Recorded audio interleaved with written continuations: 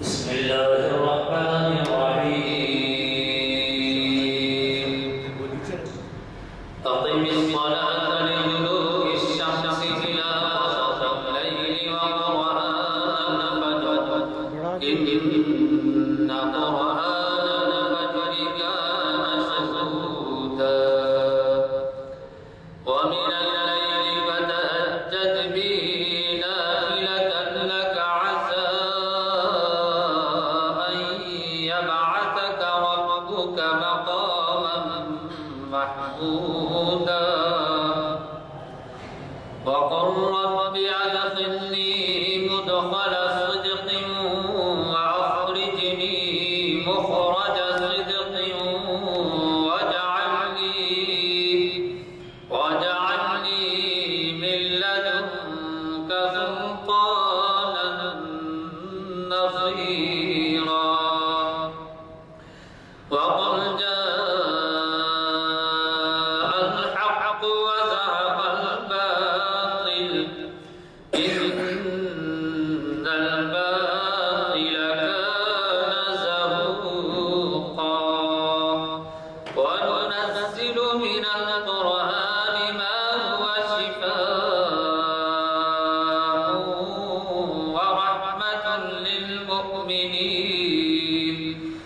ورحمة للمؤمنين ولا يزيد الظالمين إلا خسارا صدق الله العظيم. کتاب سے ہوا تھا اور کئی دن تک ہم محراب کے سامنے بیٹھ کے سنتے تھے اور اس کے بعد سے پھر وہ لائبریری میں گیا، پھر اس کے بعد اس کانفرنس ہال میں. بہرحال ہمیں خوشی ہے کہ وہ ان کی زیادہ مصروفیات کے باوجود وہ ہمیں ہر مہینہ ایک کتاب سے نوازتے ہیں. حضرات، مہینے کے مبارک موقع پر آپ سب کو مبارکباد ہے.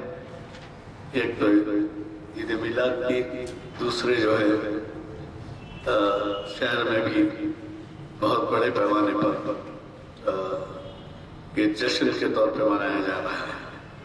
مجھے قوی توقع ہے کہ آپ ہمارے آج کے اعلامیہ کے مطابق کل ہی پرسوں جو مستر مجاز صاحب کا خطاب ہے پیام مشرق علامہ اقبال کی 920ویں نشست، اس میں بھی شرکت فرمائیں گے اور اپنے ساتھ کچھ لوگوں کو لیتے آئیں گے. خصوصاً نوجوانوں کی طرف توجہ کیجیے جن کو ہمیں بہت سے معلومات پہنچانے ہیں، بڑے بڑے علماء کے، بڑے بڑے مفکرین کے، بڑے بڑے شعراء کے، بڑے بڑے ادیبوں کے. کیونکہ آج کل کی جو نسل ہے وہ ایسے تمام ورثے سے ناواقف ہے، اور اگر وہ ناواقف رہیں اور آپ ہم انجان رہیں تو پھر اس کی ذمہ داری ہم پہ رہتی ہے کہ ان کو جو ہے ان تک تو علم نہیں پہنچایا گیا. بہرحال کوشش کیجیے کہ زیادہ سے زیادہ لوگوں کو ساتھ لائیں اور اپنے اعلامیہ ساتھ لیتے جائیں تاکہ زیادہ سے زیادہ ترسیم ہو سکے. میں چونکہ 4 شعبے کی محفل اس اعلامیہ کی 691 اعلامیہ کی آخری ہوگی، کل یا پرسوں چھپکے بھی آ جائیں گے اگلے محفل کے، وہ بھی مل جائیں گے آپ کو اعلامیہ جو ہے. میں آج کے ہمارے مقررین جو تشریف لا چکے ہیں ان سے گزارش کروں گا کہ وہ شہ نشین پر تشریف لائیں اور ہمیں اپنے خیالات سے استفادے کا موقع دیں. وآلہ وصحبہ اجمعین ومن تبعهم بإحسان إلى يوم الدين. أما بعد، قال الله جل وعلا في كتابه المجيد: لقد كان لكم في رسول الله أسوة حسنة لمن كان يرجو الله واليوم الآخر وذكر الله كثيرا. صدق الله العظيم. وقال النبي صلى الله عليه وسلم: لا يؤمن أحدكم حتى يكون هواه تبعا لما جئت به. وصدق رسوله النبي الكريم. ہر قسم کی تعریف اللہ ہی کے لائق ہے جو تمام جہانوں کا پالنہار ہے، جو بہت ہی مہربان نہایت رحم فرمانے والا ہے، جو بدلے کے دن کا مالک ہے۔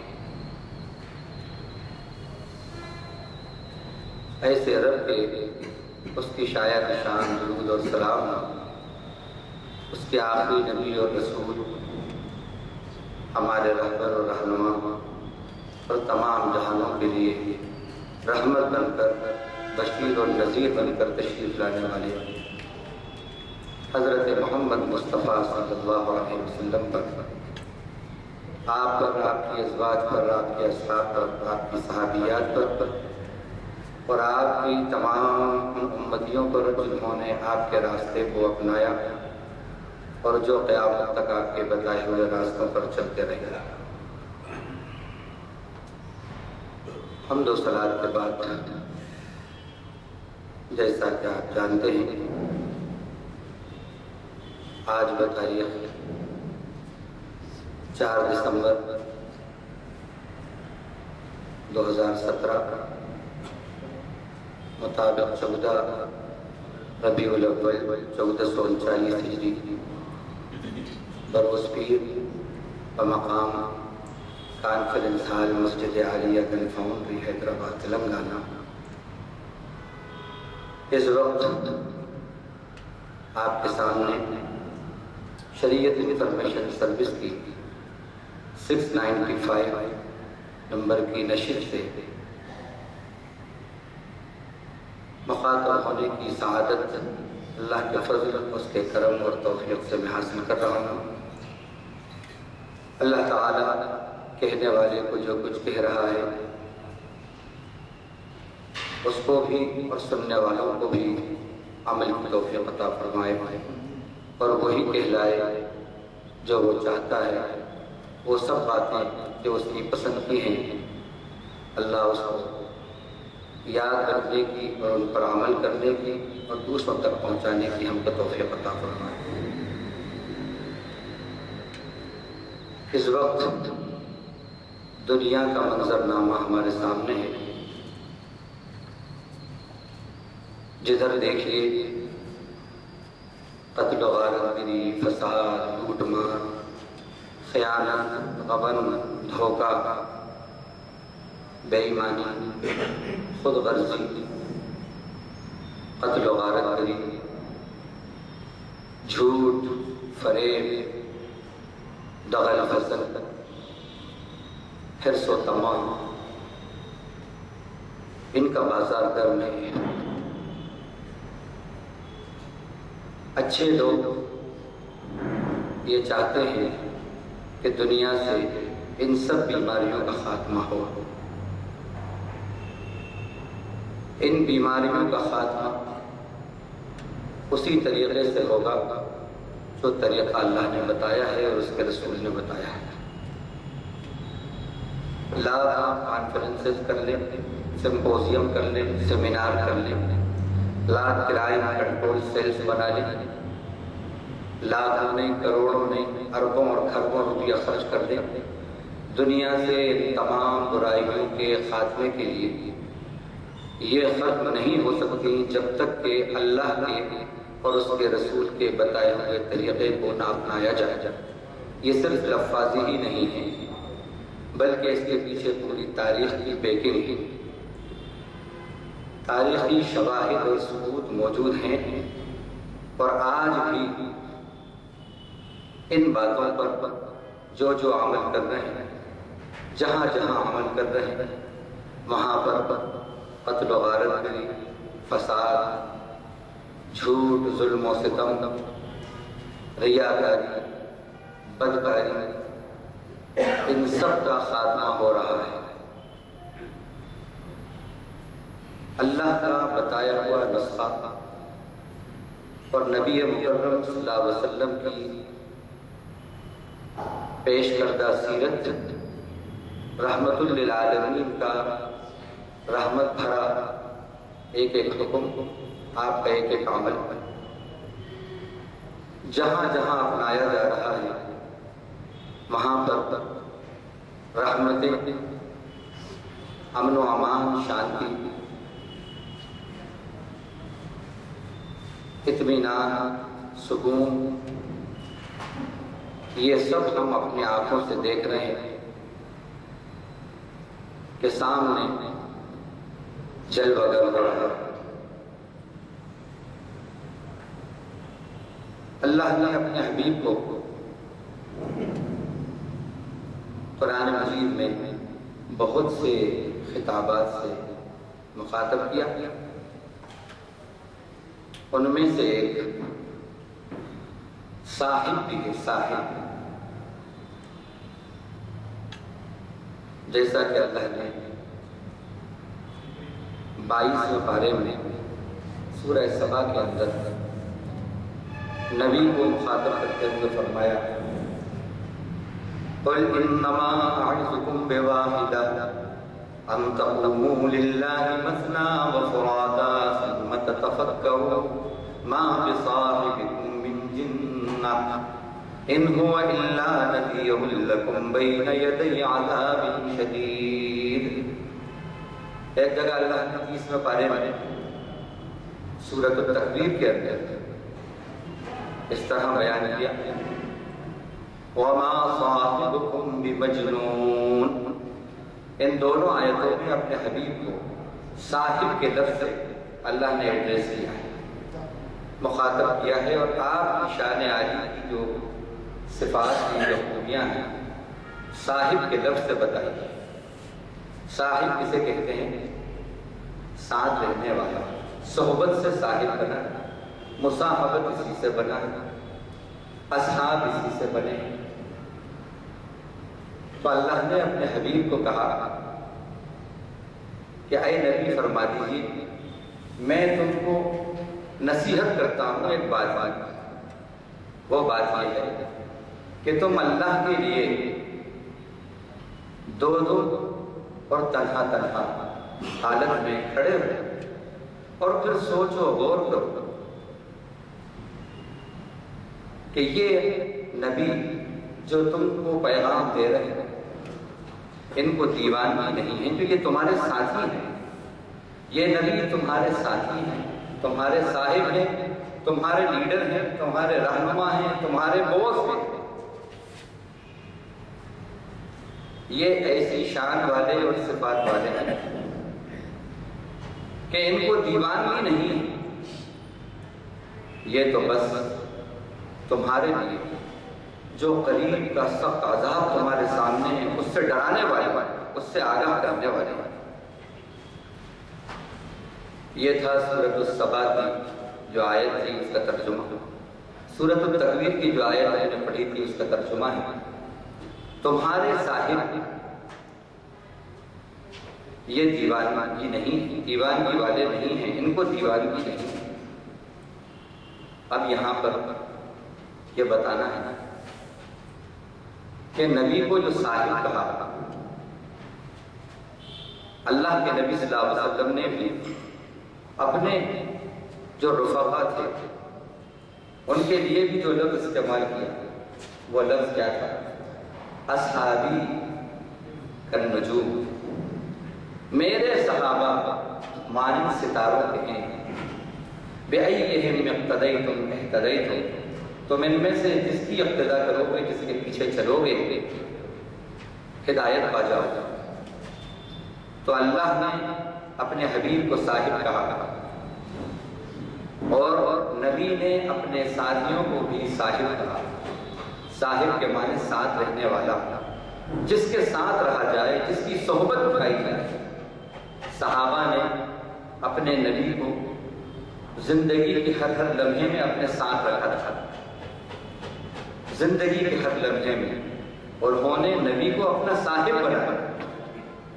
تجارت ہے تو اس میں اللہ کے نبی کو انہوں نے اپنا صاحب بنایا، معاشرت ہے تو اس میں صاحب بنایا، قیادت ہے تو اس میں صاحب بنایا، عبادت ہے تو اس میں صاحب بنایا، معاملت ہے، معاملات ہیں تو اس میں صاحب بنایا۔ زندگی کے ہر لمحے میں انہوں نے نبی کو ساتھ رکھا، نبی کو اپنا صاحب رکھا، اپنا صاحب بنایا۔ اور وہ نبی کے صاحب رہے، نبی کے ساتھ رہے۔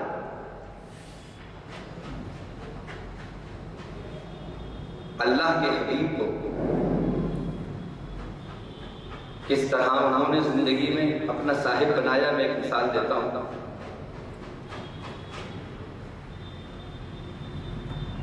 حضرت عمر رضی اللہ عنہ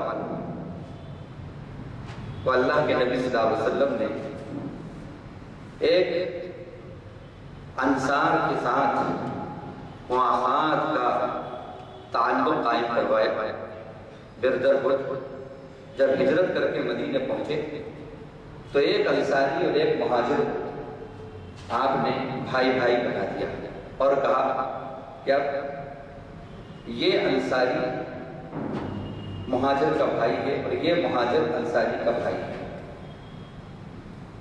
حضرت عمر رضی اللہ عنہ جو انصاری صحابی ملے تھے، انہوں نے ان سے یہ طے کر لیا تھا کہ دیکھو تم نبی کی صحبت میں آدھے دن رہنا اور یاد رکھنا نبی جو بھی بات تم سے کہیں، میں بازار میں جاؤں گا، کام کاج کروں گا، اپنا جو بھی تجارت ہے وہ کروں گا، تم یاد رکھنا جب میں آ جاؤں گا تو اس کو تم مجھے بتانا اور پھر تم چلے جانا بقیہ دن، تم اپنا کاروبار کرنا، کام کاج کرنا، جو نبی کہیں گے میں وہ یاد رکھوں گا، پھر جب تم آؤ گے تو میں تمہیں وہ بتا دوں گا۔ تو اب غور کریے کہ ہیں بازار میں لیکن انٹیلیکچوئل لنک جو ہے، ان کا جو ذہنی رابطہ ہے، ذہنی ربط جو ہے وہ بازار میں بھی ہے، تب بھی مرکز اسلام سے مربوط ہے، ریلیٹڈ۔ یہ ہے صحابہ کی سیرت، بازاروں میں بھی ہے تب بھی ذہنی طور پر جو اسلام کا ہیڈ کوارٹر ہے، جو مرکز نبوت ہے،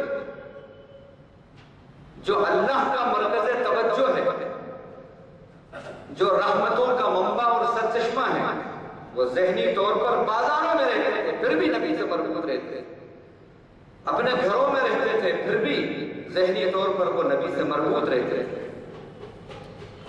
تو انہوں نے نبی کو اپنا صاحب بنایا تھا، اپنا ساتھی، اپنا لیڈر، اپنا رہنما زندگی کے تمام میدانوں میں بنایا ہے۔ انہوں نے صرف 12 ربیع الاول کو ہی اپنا ساتھی نہیں سمجھا، اپنا صاحب نہیں سمجھا، انہوں نے کوئی خاص موسم کے لیے انہوں نے نبی کو اپنا لیڈر نہیں بنایا، خاص دن کے لیے انہوں نے نبی کو اپنا لیڈر، اپنا رہنما، اپنا صاحب نہیں بنایا، بلکہ انہوں نے نبی کو اپنا صاحب زندگی کے ہر شعبے میں، سال کے ہر مہینے میں، سال کے ہر ہفتے میں، سال کے ہر دن میں، زندگی کے ہر لمحے میں انہوں نے نبی کو اپنا صاحب بنایا۔ اب دوسری بات جو ہم بتانا چاہتا ہوں وہ یہ کہ ہم سب یہ جانتے ہیں کہ دو چیزوں میں جب رابطہ ہوتا ہے، کنیکشن ہوتا ہے، ریلیشن ہوتا ہے تو پھر اس کا نتیجہ، رزلٹ سامنے آتا ہے، ایک سینس اور ایک ایکشن، سینس اور ایکشن۔ جب ان دونوں میں کنیکشن ہوتا ہے، یہ کنیکٹڈ ہوتے ہیں تو پھر رزلٹ سامنے آتا ہے، نتیجہ سامنے آتا ہے۔ میں مثال دیتا ہوں، پورا زمانہ جانتا ہے کھانے سے اور پانی سے بھوک پیاس دور ہوتی ہے، سب تو سینس ہے، لیکن سینس رکھنے کے بعد کوئی ایسا نہیں کرتا کہ کھانے کا بندوبست نہ کرے، کھانے کا عمل نہ کرے، کھانے کے لیے ارینج کرنے کے لیے اپنی غذا کا وہ کچھ جد و جہد نہ کرے، اسٹرگل نہ کرے، ایسا نہیں ہوتا۔ سینس تو ہے کہ کھانے سے بھوک دور ہوتی ہے، خالی سینس لے کر کوئی بھی سینس لیس نہیں ہو جاتا، بلکہ اس سینس میں ایکشن کو بھی شامل کرتا ہے، ارینجمنٹ کرتا ہے، مینجمنٹ کرتا ہے۔ تب کہیں جا کے جب سینس اور ایکشن دونوں کنیکٹڈ ہوتے ہیں، ریلیٹڈ ہوتے ہیں، تو پھر رزلٹ سامنے آتا ہے کہ بھوک دور ہو جاتی ہے۔ اسی طرح پورا زمانہ یہ سمجھتا ہے، سب کو یہ سینس ہے کہ پانی سے پیاس بجھ جاتی ہے، پانی پیاس بجھاتا ہے، سب کو یہ سینس ہے، لیکن کوئی بھی ایسا نہیں ہے کہ سینس رکھنے کے بعد وہ ایکشن جو پانی پینے کا عمل ہے اس کو کنیکٹ نہ کرتا ہو، بلکہ اس سینس کو ایکشن میں جب وہ کنیکٹ کرتا ہے، اور جب یہ دونوں چیزیں جڑتی ہیں، سینس اور ایکشن، اور پینے کا جب عمل ہوتا ہے تو پھر کیا ہوتا ہے؟ پیاس دور ہو جاتی ہے۔ ہر شخص یہ سمجھتا ہے کہ دولت اور ڈالر اور یورو اس سے ہمارے بہت سے کام بنتے ہیں، سب جانتا ہے، سینس ہے، لیکن اگر وہ اس کو خرچ نہ کرے، ایکشن نہ کرے خرچ کرنے کا، تو اس کی جو ضروریات زندگی ہیں، جو آرزویں اور تمنائیں ہیں، وہ پوری نہ ہوں۔ تو معلوم یہ ہوا کہ دنیا کی زندگی کے اندر جب تک سینس کو ایکشن سے کنیکٹ نہیں کرتے تو رزلٹ سامنے نہیں آتا، رزلٹ سامنے نہیں آتا۔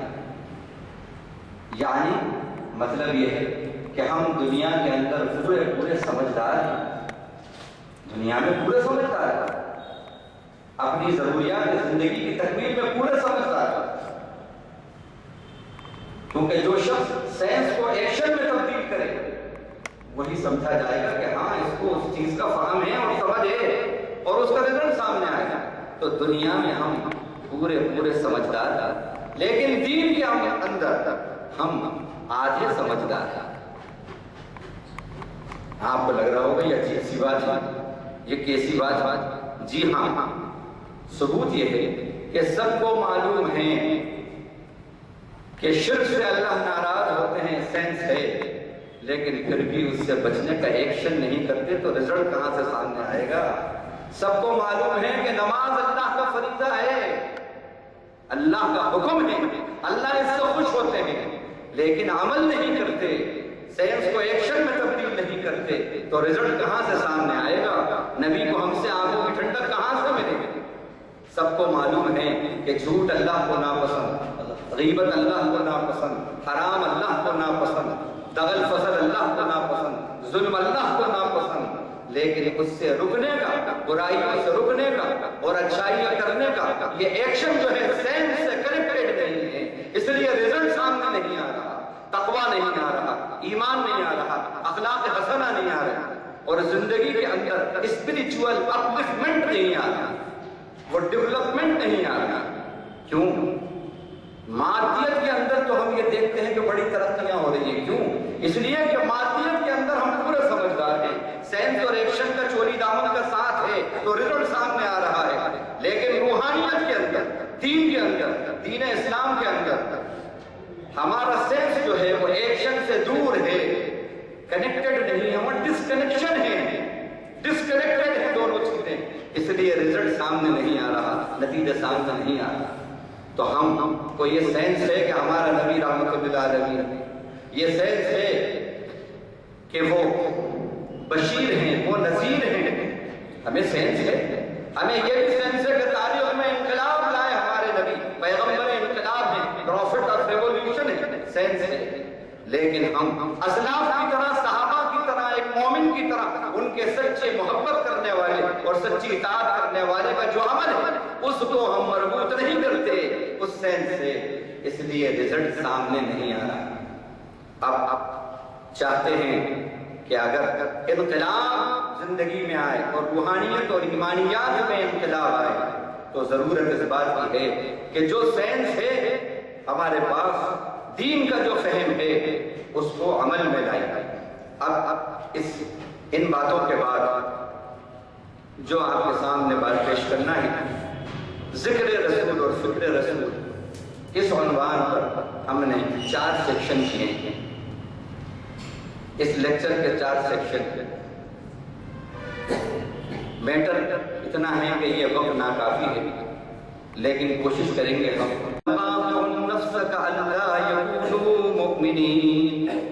اے نبی کہیں آپ اپنے آپ کو اس غم میں گھونٹ گھونٹ کے ہلاک نہیں کر دینا کہ یہ لوگ ایمان نہیں لاتے۔ کیا ہے رسول کی فکر؟ رسول کی فکر یہ ہے کہ کوئی بھی اس دنیا کے اندر اپنے رب سے بچھڑا ہوا نہ رہے، اپنے مالک سے بچھڑا ہوا نہ رہے، سب کو رب مل جائے، سب کی زندگی میں خدا آ جائے، سب کو جنت مل جائے۔ یہ ہے رسول کی تمنا، یہ ہے رسول کی عادت کہ کوئی بے ایمان نہ رہے، سب با ایمان ہو جائے۔ اور اتنا غم بڑھا اس کا، اتنی فکر آپ کو بڑھی کہ اللہ نے لفظ باقیہ استعمال کیا۔ باقیہ کے معنی آتے ہیں غم میں گھونٹ گھونٹ کے ہلاک کر دینا، یہ ہے رسول کی فکر۔ اسی طرح اللہ نے فرمایا سورہ کہف کے اندر لعلک باخع نفسک علی آثارہم ان لم یؤمنوا بہذا الحدیث اسفا۔ اے پیارے نبی، یہ انڈرسٹوڈ ہے بات کہ کہیں آپ اپنے آپ کو ان کے پیچھے اس غم میں برباد نہ کر لینا، ہلاک نہ کر لینا گھونٹ کے کہ یہ اس کتاب پر ایمان نہ لانا، اس قرآن پر ایمان نہ لانا۔ یہ ہے فکر رسول، یہ ہے فکر رسول۔ آج فکر رسول تو بہت ہے، لیکن فکر رسول مفقود ہے۔ ہر طرف ذکر رسول کا چرچا ہے، لیکن فکر رسول کے لیے وقت نہیں ہے ہمارے پاس۔ کیوں؟ ذکر رسول آسان ہے، فکر رسول قربانی چاہتا ہے، فکر رسول قربانی چاہتا ہے، اور قربانی کے بغیر کچھ بھی ہاتھ نہیں آتا۔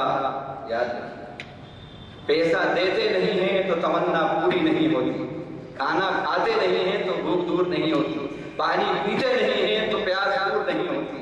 جب تک فکر رسول ذکر رسول کے ساتھ نہیں ہوگا تو انقلاب زندگی میں آنے والا نہیں۔ تو اللہ نے فرمایا، دوسری جگہ فرمایا لا تذهب نفسك عليهم حسرات ان اللہ علیم بما يصنعون۔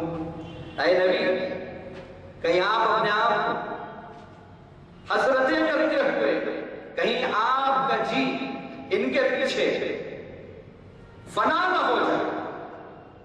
لا تذهب نفسك عليهم حسرات، آپ کا جی کہیں ان کے پیچھے ان پر حسرتیں کرتے ہوئے کہ یہ ایمان نہیں لا رہے، کہیں آپ کا جی کا خاتمہ نہ ہو جائے۔ اللہ تسلی دے رہا ہے نبی، اس غم میں حسرتیں کرتے ہوئے کہ ایمان نہیں لا رہے۔ ان اللہ علیم بما یصنعون، بے شک اللہ خوب جانتا ہے جو کچھ وہ کر رہے ہیں۔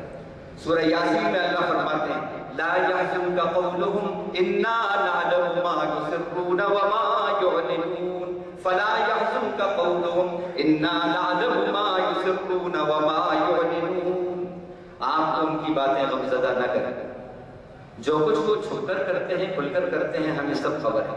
کہیں فرمایا اللہ نے سورہ آل عمران لا يحزنك الذين يسارعون في الكفر، جو کفر کے اندر سرعت اور تیزی دکھا رہے ہیں، ان کی وہ سرعت اور ان کی یہ تیزی کفر اور شرک میں دکھانا غمزدہ نہ کریں۔ آپ کفر سے، شرک سے، باطل کی سرگرمیوں سے غمزدہ ہوتے تھے۔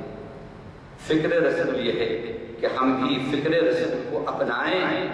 یہ ذکر رسول کی صحیح تشریح ہے، اور سچا خراج، سچی عقیدت نبی سے یہی ہے کہ آپ کے غم کو ہم اپنا غم بنائیں، آپ کی فکر کو اپنا فکر بنائیں۔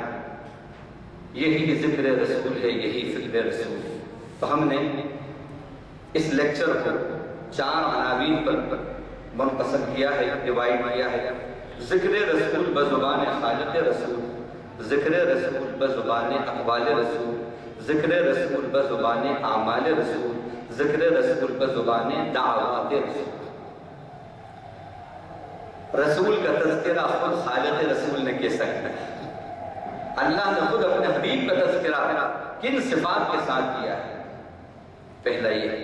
دوسرا، اللہ کے نبی صلی اللہ علیہ وسلم کا تذکرہ آپ کے خود اخبار کے اندر، آپ کی باتوں کے اندر آپ کا تذکرہ کیا ہے؟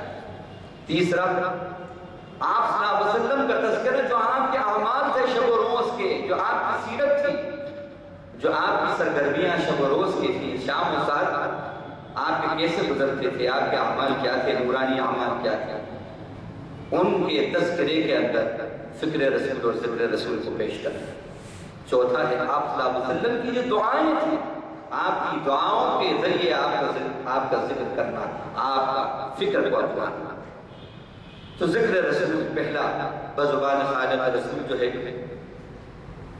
یہ قصہ جو ہے اس لیکچر کا پہلا، اس سے کچھ آیتیں آپ کے سامنے پیش کرتے ہیں۔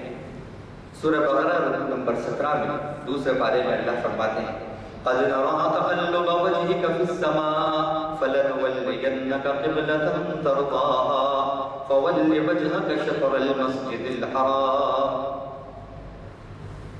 آپ صلی اللہ علیہ وسلم کے بارے میں یہ آتا ہے کہ جب ہجرت کر کے مدینہ منورہ پہنچے تو 16 یا 17 مہینے اللہ کے حکم سے آپ نے بجائے بیت اللہ کی طرف رخ کر کے نماز پڑھنے کے بیت المقدس کی طرف رخ کر کے نماز پڑھی۔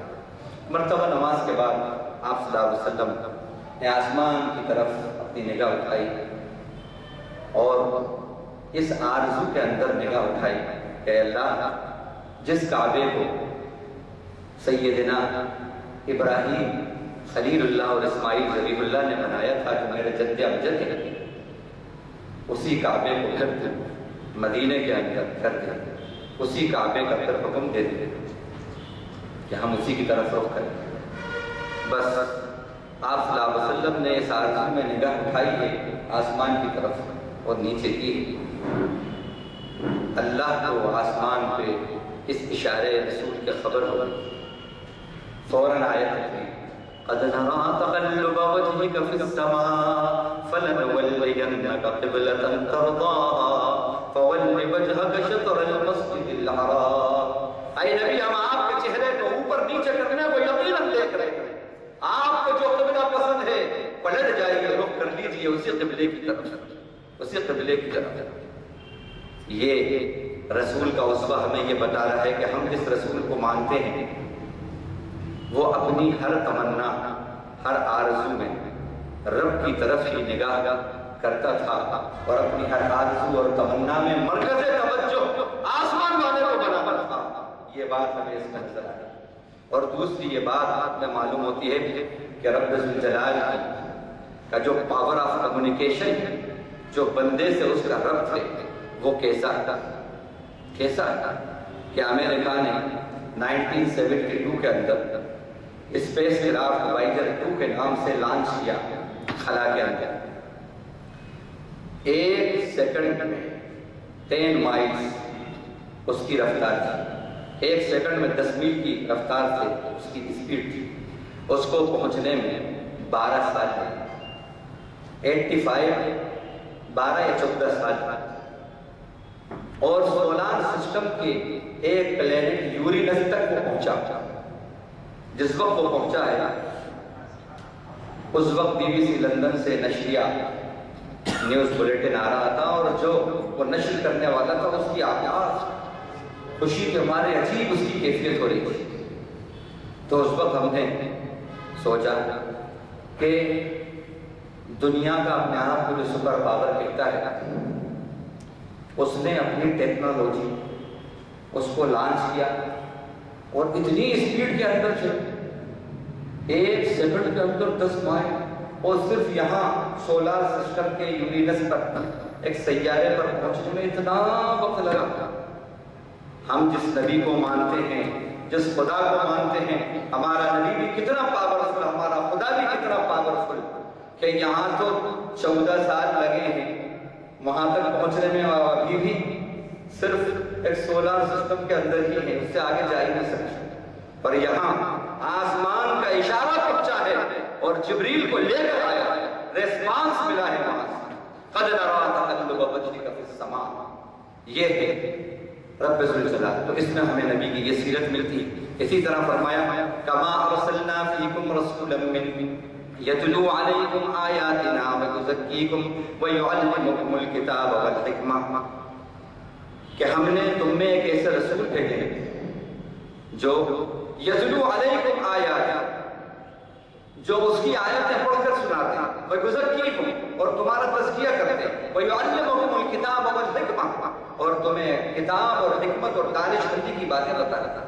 تو رسول کی یہ عظمت، یہ شان ہے، یہ سیرت ہے کہ قرآن کی آیتیں، اللہ کا پیغام پڑھ کر سنایا جائے، اللہ کا دین اللہ کے بندوں تک پہنچایا جائے، اور پھر شرک اور کفر سے ان کا پیوریفیکیشن کیا جائے، اور ان کو دانش مندی اور حکمت جو ہے اللہ کے اس پیغام کو ماننے میں کیا ہے وہ بتائی جائے، یہ ہمیں رسول کی سیرت سے بات معلوم۔ اسی طرح فرمایا سورہ آل عمران نمبر 4 میں قُلْ إِن كُنتُمْ تُحِبُّونَ اللَّهَ فَاتَّبِعُونِي يُحْبِبْكُمُ اللَّهُ وَيَغْفِرْ لَكُمْ ذُنُوبَكُمْ۔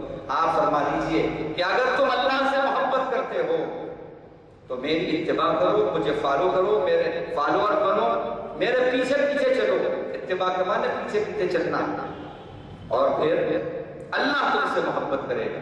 اس کا فائدہ یہ ہوگا کہ دو انعام تم پر ہوں گے، ایک یحببکم اللہ، دوسرا ویغفر لکم ذنوبکم، اللہ تم سے محبت کریں گے، دوسرا تمہارے گناہوں کی بخشش ہو جائے گی۔ رسول کی سیرت یہاں پر ہم سے یہ کہہ رہی ہے کہ ہر ایک کی یہ تمنا ہے، یہ آرزو ہے اور ہونا چاہیے، ہر مومن کی یہ آرزو ہونا چاہیے اللہ اس سے محبت کرے، وہ اللہ کا محبوب بن جائے اور اس کے گناہ اللہ معاف کر دے۔ اگر یہ تمنا ہے اور ہونا چاہیے ہر مومن کی تمنا، تو اس کو نبی کی غلامی، نبی کی اتباع قبول کرنا پڑے گا، نبی جو حکم دے اس کو اپنانا پڑے گا، نبی کی اتباع کرنا پڑے گا۔ ان تطیعوہ تہتدوا، ایک جگہ فرمایا اگر تم ان کی بات مانو گے، ان کا کہنا مانو گے، ہدایت پا جاؤ گے۔ نبی کی اطاعت میں ہدایت اللہ نے رکھی۔ اسی طرح فرمایا یہ اہل کتاب کے بارے میں کہ ان کے پاس جو نبی کی سیرت ہے، جو تورات اور انجیل میں الذین یجدونہ مکتوبا عندہم فی التوراۃ والانجیل یأمرہم بالمعروف وینہاہم عن المنکر ویحل لہم الطیبات ویحرم علیہم الخبائث ویضع عنہم اصرہم والاغلال التي کانت علیہم۔ یہ نبی کی صفات ہے، یہ جو تورات اور انجیل میں اہل کتاب نے پائی ہیں، لکھی ہے وہاں پر کیا ہے وہ صفات، وہ پاتے ہیں ہمارے نبی کو لکھا ہوا اپنی کتابوں میں اپنے پاس کہ ان کی صفات یہ ہے، یأمرہم بالمعروف، بھلائی کا حکم کرتے ہیں اور برائی سے روکتے ہیں۔ حضرت ابن عباس فرماتے ہیں بھلائی میں سب سے بڑی بھلائی توحید کا پرچار کرنا، توحید کا حکم دینا، اور منکرات ناپسندیدہ چیزوں میں سب سے بڑا منکر، سب سے بڑی ناپسندیدہ چیز شرک ہے، شرک سے روکنا، یہ نبی کی صفت ہے، یہ نبی کی صفت ہے۔ تو یہ دو کام، یأمرہم بالمعروف وینہاہم عن المنکر ویحل لہم الطیبات۔ تیسری نبی کی صفت خالق رسول نے یہ بتائی ہے کہ وہ جو گندی چیزیں ہیں ان کو حرام کرتے ہیں اور جو پاکیزہ چیزیں ہیں ان کو حلال کرتے ہیں، اور چوتھی پانچویں صفت یہ بتائی وَيَضَعُ عَنْهُمْ إِصْرَهُمْ وَالْأَغْلَالَ الَّتِي كَانَتْ عَلَيْهِمْ، جو ان کے اوپر جاہلانہ رسم و رواج کا، جہالتوں کا جو بوجھ ہے اور جو زنجیروں میں جکڑے ہوئے ہیں، جاہلانہ کسٹمز اور جاہلانہ ٹریڈیشنز جو جکڑے ہوئے ہیں، یہ نبی کی شان ہے کہ یہ اپنی صفات، اپنی باتوں سے، اللہ کے کلام سے ان زنجیروں کو، جاہلانہ رسم و رواج کی زنجیروں کو کاٹ دیتے ہیں، باطل عقیدوں کو کاٹ دیتے ہیں۔ ہمارا نبی جو بوجھ ان کے اوپر لگا ہوا ہے وہ بوجھ ہٹا دیتے ہیں۔ ہمارا نبی زمانے کا بوجھ اتارنے آیا ہے۔ نبی کی غلامی جو قبول کرے گا وہ زمانے کا بوجھ اتارنے والا ہوگا، وہ زمانے کے لیے لائبلٹی بنے گا، برڈن نہیں بنے گا۔ جو نبی کا سچا غلام ہوتا ہے وہ رحمت بنتا ہے، زمانے کے لیے زحمت نہیں بنتا۔ وَمَا أَرْسَلْنَاكَ إِلَّا رَحْمَةً لِلْعَالَمِينَ۔ پھر اسی طرح فرمایا فَلَا وَرَبِّكَ لَا يُؤْمِنُونَ حَتَّى يُحَكِّمُوكَ فِي مَا شَجَرَ بَيْنَهُمْ۔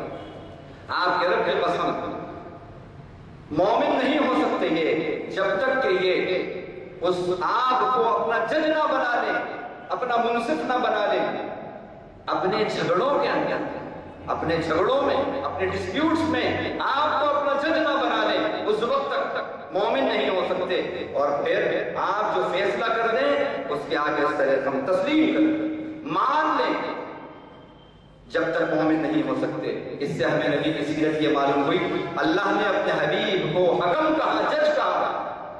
ہمیں اپنی زندگی میں اپنے نبی کو اپنا جج بنانا چاہیے، یہ بات۔ اسی طرح فرمایا لَقَدْ جَاءَكُمْ رَسُولٌ مِّنْ أَنفُسِكُمْ عَزِيزٌ عَلَيْهِ مَا عَنِتُّمْ حَرِيصٌ عَلَيْكُمْ بِالْمُؤْمِنِينَ رَءُوفٌ رَحِيمٌ۔ ایسا پیارا نبی ہے، یہ تمہارے درمیان آئے نبی، تمہیں میں سے آئے ہیں۔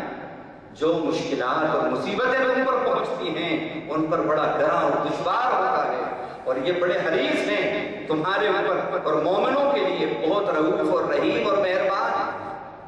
یہاں یہ کہا، اور اس سے پہلے آپ کو لعلک باخع نفسک الا یکونوا مؤمنین بتایا۔ نبی کو دو غم بتایا، نبی کو دو غم، ایک غم اپنوں کا بھی ہے، ایمان والوں کا بھی ہے، آپ کو ایک دوسرا غم ان کا بھی تھا جو ابھی ایمان میں داخل نہیں ہوئے۔ قرآن دونوں غموں کی بات کرتا ہے، لیکن ہم صرف بس ہمارے نہیں، ہمارے نبی سب کے ہیں۔ وما ارسلناک الا کافۃ للناس بشیرا ونذیرا وما ارسلناک الا رحمۃ للعالمین، سارے جہانوں کے لیے رحمت بن کے آئے ہیں۔ للعالم نہیں کہا، للعالمین نہیں کہا، دو جہانوں کے لیے، ایک جہان کے لیے عالمین کہا، جمع کثیرہ استعمال کیا، ہر جہاں کے لیے، ہر موسم کے لیے، ہر وقت کے لیے نبی ہیں۔ تو نبی کو اپنوں کا بھی غم تھا، اور نبی کو جو ابھی ایمان میں نہیں آئے ان کا بھی غم تھا۔ یہ غم رسول اور فکر رسول اللہ نے بتایا، یہ نبی کی سیرت جو بتائی۔ اب کچھ اقوال رسول سے میں بتا دوں۔ آپ نے فرمایا لا تدخلوا الجنة حتى تؤمنوا ولا تؤمنوا حتى تحابوا۔ اب یہ دوسرا سیکشن ہے، اس میں اللہ کے نبی کی سیرت کی روشنی میں اب ہمیں نبی کا ذکر اور فکر کرنا ہے۔ فرمایا کہ تم جنت میں داخل نہیں ہو سکتے حتی تؤمنوا، جب تک کہ ایمان نہ لے آؤ، ولا تؤمنوا حتی تحابوا، اور تمہارا ایمان اس وقت تک مکمل نہیں ہو سکتا جب تک کہ آپس میں محبتیں نہ کرو ایک دوسرے سے۔ آج ہم یہ دیکھتے ہیں ایک ہی مسجد میں ہیں، نماز روزہ ہو رہا ہے، لیکن یہ حضرت ان سے بات نہیں کرتے، وہ حضرت ان سے بات نہیں کرتے، یہ ان کے پیچھے نہیں پڑ رہے، وہ ان کے پیچھے نہیں پڑ رہے، پیچھے پڑے ہوئے ہیں، پیچھے نہیں پڑتے، یا ان کے پیچھے پڑ گئے، وہ ان کے پیچھے پڑ گئے، لیکن پیچھے نماز نہیں پڑھتے اور گھر میں پڑے رہتے ہیں۔ یہ کیا ہے؟ یہ نبی کا اسوہ ہے۔ اللہ کے نبی نے فرمایا کہ ایمان مکمل نہیں ہو سکتا آپس میں جب تک محبتیں نہیں، سب چھوڑیے۔ نبی کی مرضی یہ ہے کہ سب چھوڑیے اور سب کو سینے سے لگائیے اور محبتوں کو اپنائیے۔ اگر چاہتے ہیں کہ وہ صاحب آپ کے صاحب بنے تو ان کو اپنی زندگی کا صاحب بنائیے، صاحب بنائیے، اپنا لیڈر، اپنا بوس بنائیے، اور زندگی کے ہر شعبے میں صاحب بنائیے۔ وہی بات کہ سینس تو آ گیا، ایکشن کی ضرورت ہے، جب سینس ایکشن سے کنیکٹڈ ہوگا تو رزلٹ سامنے آئے گا انشاءاللہ۔ اس کے بعد فرمایا المسلم من سلم المسلمون من لسانه۔ دیکھیے اللہ کے نبی کے اقوال میں کیا کہہ رہے ہیں آپ صلی اللہ علیہ وسلم، مسلم کا ایک ڈیفینیشن بتا رہے ہیں۔ آج دیکھیں ہم ہمارا جائزہ ہے کہ کیا ہم اس میں پورے اتر رہے ہیں؟ فرمایا سچا مسلم وہ ہے جس کی زبان اور اس کے ہاتھ سے سارے مسلمان محفوظ رہے ہیں اس کے شر سے۔ سچے مسلم کی یہ پہچان ہے۔ آج ہم نے یہ دیکھا اگر آپ کے پڑوسی میں 50 غیر مسلم رہتے ہیں اور 50 جو ہیں مسلم رہتے ہیں تو ان 50 غیر مسلموں سے آپ کو تکلیف نہیں ہوگی، یہ میرا تجربہ ہے 90%۔ جو وہ مسلم ہیں ان سے تکلیف ہوگی مسلم پڑوسی، یہ میرا تجربہ ہے۔ ٹانگ پکڑ کے کھینچ رہا ہے اپنے بھائی، یہ کیا ہے؟ آپ فرما رہے ہیں جب تک تمہاری زبان اور ہاتھ سے کوئی مسلمان محفوظ نہ رہے اس کے شر سے، اس وقت تک اسلام مکمل نہیں۔ اسی طرح آپ نے فرمایا 3 بار قسم کھا کر، واللہ لا یؤمن واللہ لا یؤمن واللہ لا یؤمن، خدا کی قسم وہ مومن نہیں، خدا کی قسم وہ مومن نہیں ہو سکتا، خدا کی قسم وہ مومن نہیں ہو سکتا۔ صحابہ نے کہا من یا رسول اللہ، اللہ کے نبی وہ کون ہے آپ قسم کھا کر جس کو کہہ رہے ہیں مومن نہیں ہو سکتا؟ آپ نے فرمایا کہ واللہ لا یؤمن الذی لا یأمن جارہ بوائقہ، جس کا پڑوسی اس کے شر سے محفوظ نہ رہے۔ اب ایمان کامل کی پہچان کیا بتائی؟ پڑوس آپ کے شر سے محفوظ ہو جائے۔ اگر پڑوس محفوظ نہیں ہے آپ کے شر سے، ایمان ناقص ہے آپ کا، اللہ کے نبی یہ کہہ رہے ہیں۔ یہ ذکر رسول اور فکر رسول کرنے کی ہمیں یہاں ضرورت ہے۔ ساتھ ہلا کر دینے والی چیزوں سے بچو۔ اجتنبوا السبع الموبقات، قالوا یا رسول اللہ، کا اللہ کے نبی وہ سب کیا ہیں؟ فرمایا الشرک باللہ، اللہ کے ساتھ شرک کرنا، والسحر اور جادو، وقتل النفس، کسی معصوم جان کو قتل کر دینا، قتل و غارت کرنا جس کو اللہ نے حرام کیا ہے، الا بالحق، واکل الربا، اور سود کھانا، واکل مال الیتیم، یتیم کا مال کھانا، والتولی یوم الزحف، اور اللہ کے دین کو پھیلانے کے لیے جب میدان جہاد میں اتر جاؤ تو پھیر کر بھاگنا، وقذف المحصنات المؤمنات الغافلات، بھولی بھالی معصوم عورتوں کے اوپر تہمت لگانا، ان کے کیریکٹر کو بدنما کرنا۔ فرمایا یہ ہلاک کر دینے والی چیزیں ہیں۔ آج ہم دیکھتے ہیں ہمارے معاشرے کے اندر یہ سب برائیاں ہیں۔ آخری بات چونکہ وقت ختم ہو رہا ہے، اللہ نے اگر توفیق دی تو انشاءاللہ اس کا کمپلیشن جو ہے آئندہ کسی دوسرے عنوان پر اس میں کریں گے۔ ایک بات کہہ کے بات ختم کریں گے، اتق المحارم تکن عبد الناس، فرمایا جو حرام چیزیں ہیں تو ان سے بچ جا، تکن عبد الناس، تو سارے لوگوں میں عابد نہیں کہا، عابد کہا، سب سے بڑا عبادت گزار بن جائے گا۔ اللہ اکبر۔ ہم یہی سمجھتے ہیں جو زیادہ نمازیں پڑھے وہ بڑا عبادت گزار، جو ہر سال عمرہ کرے وہ بڑا عبادت گزار، جس نے 10-20 حج کر لیے پورے شہر میں جیسے حاجی صاحب کوئی ہے ہی نہیں۔ ہاں ہم یہی سمجھتے ہیں جو نفلی روزہ خوب رکھے وہ بڑا عبادت گزار، یہی سمجھتے ہیں ہم۔ جو رمضان میں خوب صدقے خیرات کرے اور یہ کرے اور وہ کرے بڑا عبادت گزار۔ اللہ کے نبی کس کو کہہ رہے ہیں؟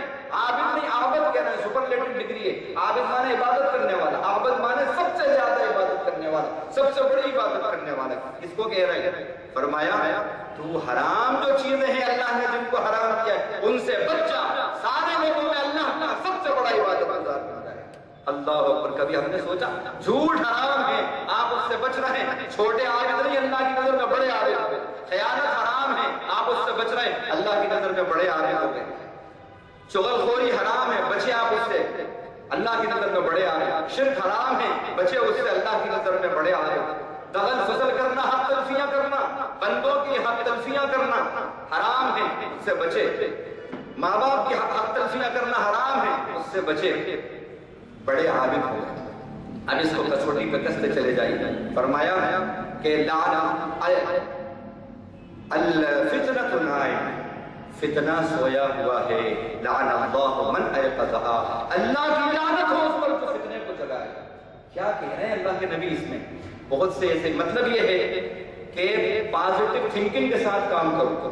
آپ کو اللہ کا دین پھیلانا ہے تو اس طرح مت کرو کہ جو فتنے ہیں ان کو جگاؤ، نیگیٹیوٹی کے ساتھ نہیں بلکہ پازیٹیو اسٹیپ لو اللہ کے دین پھیلانے کے اندر۔ اگر آپ نے جو فتنے سو رہے ہیں ان کو کلیدہ اور نا اتفاق نہ پیدا کریں اور یہ جھگڑے اور مسلکی جھگڑے اور فلا اگر یہ اس طرح کیا تو فتنوں کو جگائیں گے آپ، اور فتنوں کو جگائیں گے تو اللہ کے نبی نے کہا ملعون ہوں گے، اللہ کی لعنت ہوگی آپ۔ اللہ کے نبی فرما رہے ہیں فتنوں کو سویا رکھو، فتنوں کو مت چھیڑو، بلکہ اللہ کے نبی کی رحمت والی جو دعوت ہے اس کو عام کرو۔ اللہ سے دعا ہے کہ پروردگار عالم اپنے کرم سے اپنے فضل سے جو کچھ کہا ہے کہنے والے نے اس کو بھی عمل کی توفیق دے، اور سننے والے بھائیوں کو بھی انشاءاللہ بقیہ اس کا جو حصہ ہے اللہ نے توفیق دی تو آئندہ انشاءاللہ بیان کے اندر اس کی تکمیل کر لی جائے گی۔ وآخر دعوانا الحمدللہ رب العالمین۔